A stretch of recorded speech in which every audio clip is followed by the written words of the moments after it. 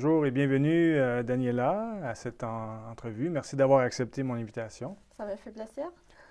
Donc, on a déjà fait une entrevue ensemble qui était sur le sport et l'esprit olympique. Mais aujourd'hui, j'aimerais on concentre justement notre entretien sur l'aspect plus philosophique. Mais, mais avant, j'aimerais que tu parles un peu de toi, sur qu'est-ce qui t'a amené à la philosophie, comment tu as rencontré la philosophie à la manière classique et qu'est-ce qui fait qu'après ces années, tu es toujours sur une voie philosophique Mhm, qu'on développe ici à Nouvelle-Acropole. mhm. Donc, parle-nous un peu d'où tu viens et qui tu es. Ben, par où commencer? Euh, Tout d'abord, je fais partie aussi du monde, dans le sens que moi aussi, je vis des crises, je vis des difficultés, puis ça, avec le contexte que j'avais, m'a permis de mettre les choses en question, de dire, est-ce que c'est juste ça? Est-ce que c'est juste, par exemple, la souffrance? Est-ce que les gens qui souffrent sont obligés de rester dans cet état d'incompréhension à quelque part? Alors, ça m'a amené à me poser des questions. Puis, je me souviens, ma mère, elle a toujours aussi été curieuse. Puis, elle avait des livres dans sa bibliothèque. Alors, elle me parlait des fois de tout ça, de thèmes philosophiques. Je me souviens spécifiquement, elle avait un dictionnaire de symboles mythologiques. Alors, j'avais, je sais pas, 10 ans, puis je prenais le dictionnaire, je me mettais à regarder. Ah, regarde, il y a le Minotaure, qu'est-ce que ça veut dire? Mhm. Puis ensuite, mon grand-père il me disait, mais, ah, ben, tu sais qu'il y a des sens à tous ces symboles-là. Il y a, tu sais, aussi des gens dans ma famille qui m'ont enseigné à essayer de trouver le pourquoi des choses. Ensuite, un jour, j'ai aussi reçu l'invitation de ma mère. Eh, tiens, il y a un ami qui va à Nouvelle-Acropole, puis il y a une présentation. Est-ce que tu veux venir avec moi? Ok, d'accord. Alors, on est allé. J'étais enchantée avec tout ça parce que je me sentais à quelque part seule dans cette quête de réponse, dans cette quête du pourquoi, parce que j'aimais poser des questions. À un moment donné, elle me disait, Daniela, c'est comme, tu Mhm. poses trop de questions. Ouais. Mais l'idée, c'est aussi pas juste de poser des questions, mais aller à la rencontre des réponses. Et c'est ça ce que la philosophie à Nouvelle-Acropole m'enseigne à comprendre, aller à la rencontre des réponses qui vont toujours ajouter un peu plus de perspective. Parce que, bon, est-ce que le chemin vers la sagesse, c'est un chemin. Mhm. C'est pour amour à la philosophie, à la sagesse. Oui, exactement. C'est intéressant parce que j'ai fait quelques entrevues. Ben, aussi, on en parle entre nous. On se voit souvent, mais genre, dans les entrevues, la même chose un peu revient, cette quête de la sagesse, de voir que, dans le monde, il me semble qu'il y a quelque chose de plus. Il y a une recherche de sens, une quête Ouais. de sens, Mhm. de comprendre pourquoi on est là, d'où on vient, Mhm. pourquoi on est là et où est-ce qu'on va. Parce que les questions restent ouvertes malgré tout le progrès de la science, tout le progrès de la technologie, tout le Ouais. progrès en psychologie, peu importe Mhm. les domaines, ça reste un mystère. Mhm.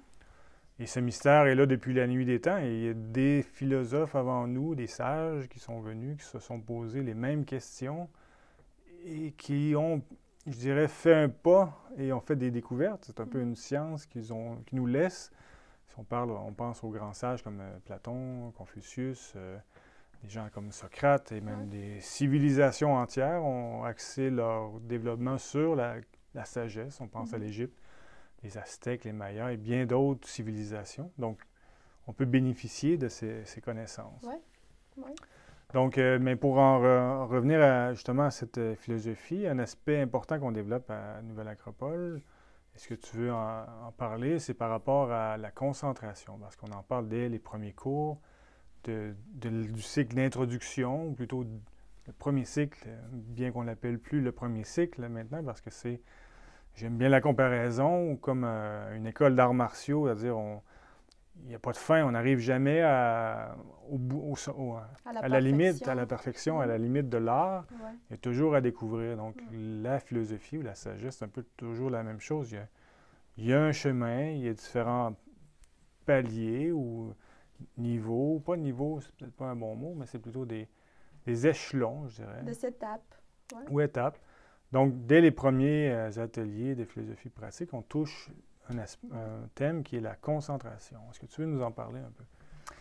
Oui, et puis, je veux dire, c'est quelque chose que, même si on en parle aujourd'hui, ça pourrait être développé plusieurs fois parce que, comme je le disais tout à l'heure, comprendre quelque chose n'est pas du fait de « Ah, on a parlé de cette idée, je comprends », mais est-ce que tu l'appliques? Et quand tu l'appliques, est-ce que tu sais te corriger?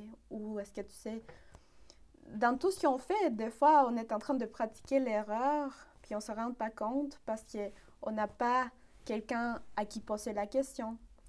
Mais ça pourrait être le thème d'une autre entrevue. La concentration, comme tu le dis, c'est quelque chose qu'on développe du premier cycle ou de la première rencontre avec la philosophie, parce que c'est un outil de l'être humain, c'est-à-dire la capacité que nous avons de penser, de réfléchir, de faire une introspection, ça commence par la concentration. Et la concentration ne veut pas dire que... Parce que des fois, on peut dire, pour que je sois concentrée, il faut que l'ambiance soit pertinente et favorise ma concentration. Oui, au début, mais justement, le fait de développer la concentration va faire en sorte que tu puisses être concentré, même si les circonstances pourraient essayer de te déconcentrer. Pourrait être défavorable, mettons, à se concentrer. Exact, défavorable à se déconcentrer. Alors, tout d'abord, concentration, ça veut dire avec un centre. Et puis, OK, cool. Il est où mon centre? Qu'est-ce que le centre? C'est quoi le centre? C'est ça. Est-ce que mon centre se trouve dans ma main, dans ma jambe, dans mon pied? Et pour expliquer ça, c'est intéressant de d'abord se rendre compte. Nous, en tant qu'être humain, nous avons un corps, nous avons de l'énergie, des émotions, aussi des pensées, mais aussi des fois on a c'est-à-dire l'intelligence de pouvoir discerner, l'intuition de comprendre ce qui est beau, ce qui est bon, ce qui est juste, et la volonté de pouvoir être justement plus bon, plus beau, plus juste, incarner ce qui est des valeurs. Alors, si notre centre était là où ça bouge le moins, on serait plus concentré. C'est-à-dire, imaginons que notre centre est dans les émotions. Est-ce que les émotions sont... Ça bouge constamment. Voilà. C'est aujourd'hui, je suis super contente, puis demain, je me lève de mauvaise humeur, puis tout vient de basculer ou de déstabiliser parce que mon centre qui était hier là ne l'est plus. Alors, il vaudrait mieux de chercher quelque chose de plus stable. Et l'outil de l'être humain, c'est son mental, sa capacité de réfléchir. Dans le sens que, je ne sais pas si ça t'est déjà arrivé, que tu es fatigué, puis tout à coup tu reçois l'appel d'un ami qui te dit « Hey, allons prendre un café » ou peu importe. Tu dis « Ah ben oui, j'ai de l'énergie tout à coup. » Oui, tout à fait. Sinon, mais aussi, c'est quelque chose qu'on aime. Mais ce qui est dans la vie, on a toujours des occasions de faire ce qu'on aime. Des fois, on doit faire ce qu'on n'aime pas parce que ça va nous amener à la finalité là où on veut arriver. Oui, ça rejoint, ça me fait penser à ce qu'on parlait sur la discipline et le sport. Des fois, il y a Ouais. des jours que ça ne nous tentera pas d'aller faire un exercice ou peu importe. Donc, si la conscience est le centre dans l'émotionnel ou Exact. versus la raison, ça ne tente pas parce que tu trouves plein de raisons, Ouais. ben, c'est sûr qu'on n'ira pas. Exact. Parce que si on va le mettre plus haut, Ouais. dans une finalité qui est haute, un objectif, ben, c'est sûr que ça change. Ça ne nous tentera pas plus sur le coup, mais on va y aller. Ouais. Donc, C'est ça. C'est un bon exemple parce que dans le sport, si tu veux t'améliorer, il va falloir aller aux entraînements, par exemple. Et des fois, l'entraînement est à 4 heures ou 14 heures l'après-midi, peu importe. Et tu dis, ah ben, je suis fatiguée, en fait, je pense que je vais le faire plus tard. Et plus tard devient demain, et demain devient dans une semaine. Alors, c'est parce que c'est difficile de donner le premier pas. Et justement, si on revient au fait de faire ce qu'on aime ou on n'aime pas, ce qu'on aime, c'est parce que c'est facile, c'est confortable. Ce qu'on n'aime pas, des fois, c'est parce que c'est inconfortable, on ne le connaît pas. Mais dès qu'on commence à le connaître, on peut commencer à aimer. C'est-à-dire, on commence à aimer parce qu'on comprend. Et donc, on monte de niveau. Comprendre, ça vient avec montée de niveau. C'est plus dans les émotions, mais c'est plus intelligente. On a besoin de l'intelligence pour comprendre. Alors, si notre centre n'est plus dans les émotions des j'aime ou j'aime pas, maintenant est dans la compréhension de pourquoi on fait ce qu'on fait, c'est plus stable. Et on va pouvoir marcher avec plus de stabilité là où on veut aller. Ouais, c'est bien intéressant et ça rejoint aussi l'idée de la liberté. Parce que, imagine si on peut se proposer de faire quelque chose et on arrive à toujours monter cette conscience, donc on est libre. On se laisse plus prendre par ça me tente pas, j'ai le goût, j'ai pas le goût. Donc on se libère et la compréhension libère. C'est souvent ce que les anciens philosophes nous disent, où la compréhension, c'est la lumière de la compréhension qui met de la... Et ça, c'est le plus grand sentiment de liberté, j'ai l'impression, qu'on peut sentir, qu'on peut vivre. Exact. Parce que la liberté, c'est dans le choix, le fait de pouvoir choisir. Et si toi-même, tu ne te laisses pas choisir parce que toi, tu n'aimes pas, alors tu n'es pas libre parce que tu es conditionné parce que tu n'aimes pas. Conditionné, ou c'est-à-dire un peu... on n'exploite pas la capacité de retrouver des nouveaux outils, des nouvelles vertus qui vont se développer grâce au fait de faire face à ce que, au début, on ne pensait pas aimer.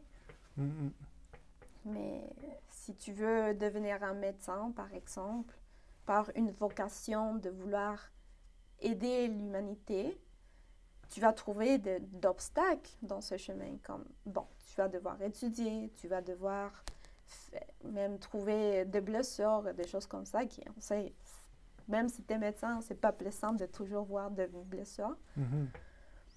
Mais c'est quelque chose que tu apprends à aimer. Alors, mais ça prend une concentration. C'est-à-dire, il est où ton centre? Donc, ça m'amène à une autre question avec l'idée de... Je fais le lien avec le sport ou l'entraînement en général.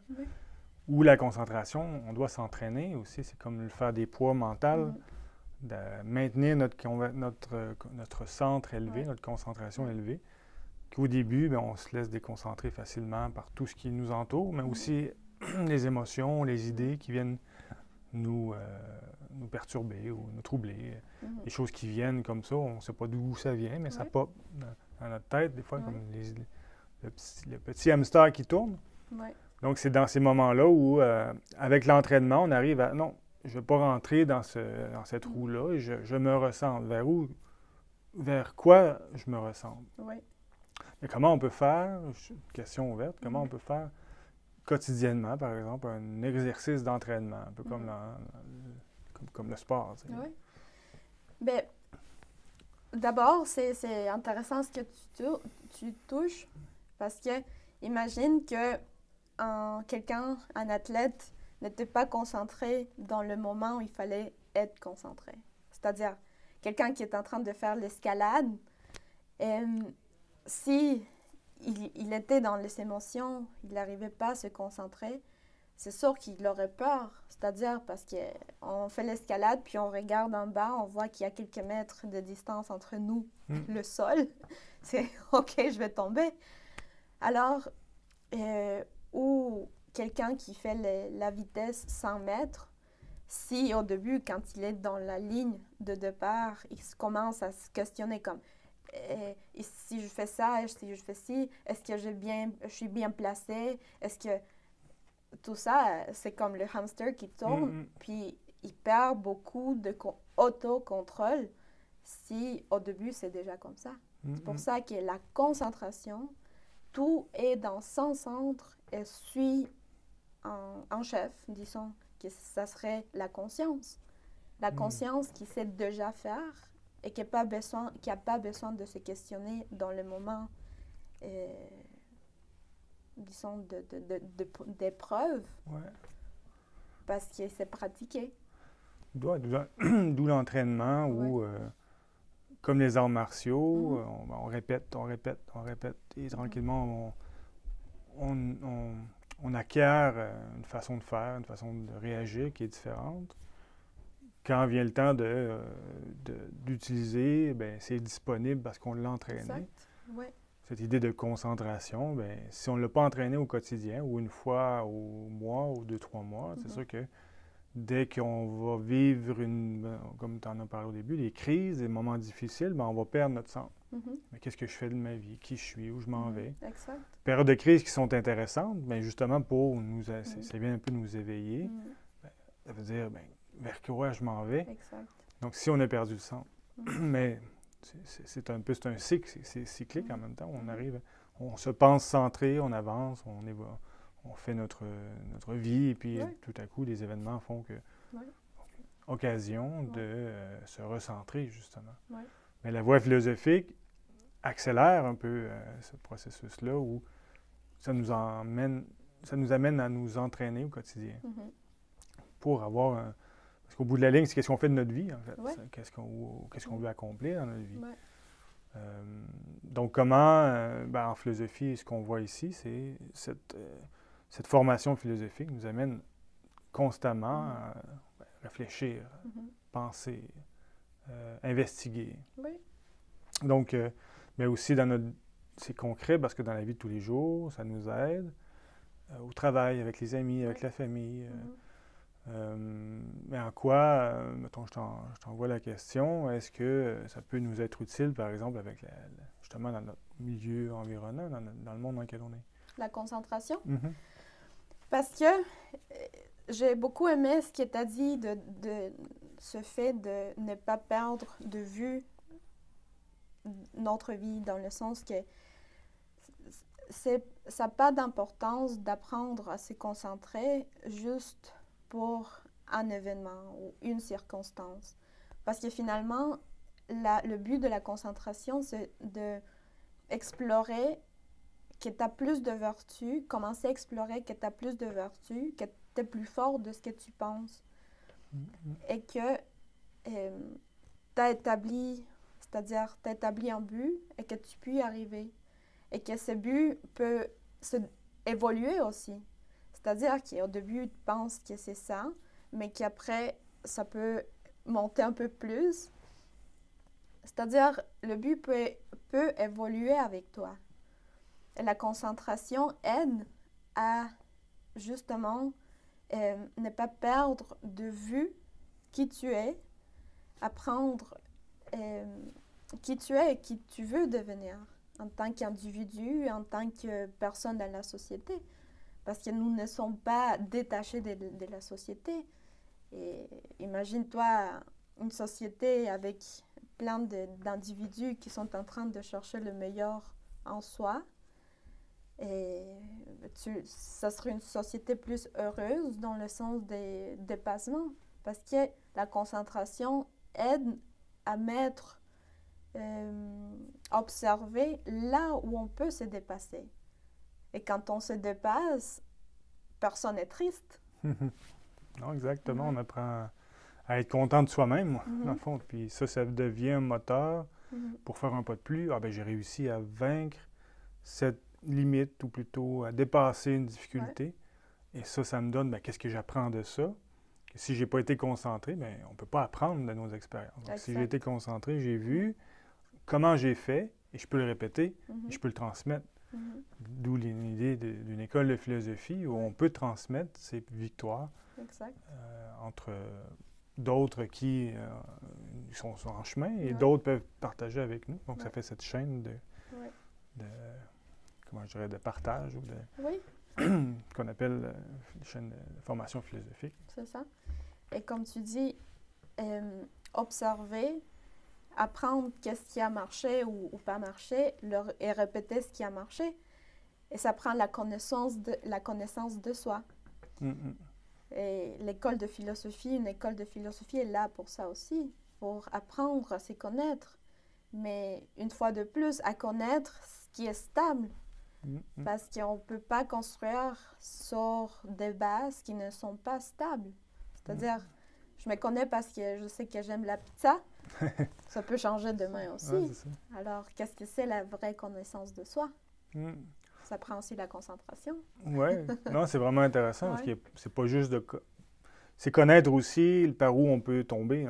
Qu'est-ce qui... Ah ben je sais que là, j'ai une limite, j'ai une difficulté. Puis là, je sais que j'ai des qualités. Donc, de se connaître, c'est connaître tout le terrain sur lequel on travaille et être intelligent, utiliser l'intelligence pour savoir comment je vais mettre en place pour me dépasser, pour dépasser certaines limites. Donc, écoute, on pourrait en parler encore longtemps, je pense. C'est ça. C'est un sujet vraiment intéressant et fondamental ici en philosophie à Nouvelle-Acropole, mais qui n'est pas de nous, que ça vient des anciennes traditions. Et tant mieux.